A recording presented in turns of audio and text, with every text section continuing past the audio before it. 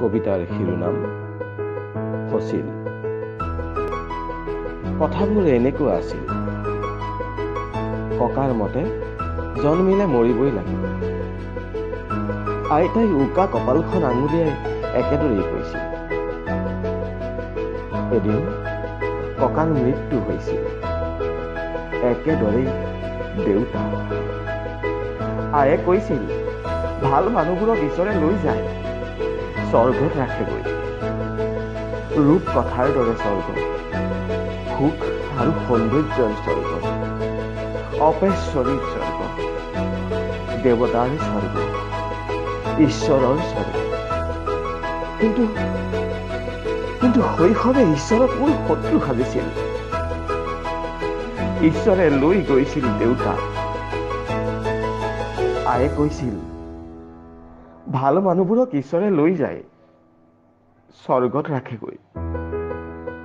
স্বৰ্গত মোৰ দেউতা আছিল, ককা আছিল, আইতা আছিল। শৈশৱৰ নায়ক ককাইটি আছিল। আমাৰ হেডছাৰ আছিল। চাৰিআলিৰ কণ দোকানী আছিল। বিপিন বলিয়া আছিল আৰু কটীয়া চোৰ আছিল। বেয়া মানুহবোৰক কিয় নিছিল ঈশ্বৰে? নচচা ফুলত দিবলৈ, গৰম তেলত দিবলৈ। আইৰ নিভাজ কথাবোৰ তেনেকুৱা নাছিল। কথাবোৰৰ উত্তৰ নাছিল, কাৰো হাতত নাছিল।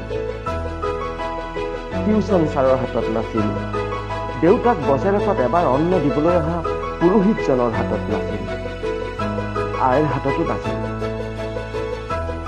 দেউতাৰ স্মৃতিত চাকি জ্বলে, ককাৰ স্মৃতিত। কটীয়া চোৰৰ কণা ঘৈণীয়েকে জ্বলাইছিল নে চাকি? আৰু বিপিন বলিয়াৰ মাকে? কথাবোৰ তেনেকুৱা নাছিল। কথাবোৰ এনেকুৱা আছিল। আইৰ বুকুত দেউতা শুই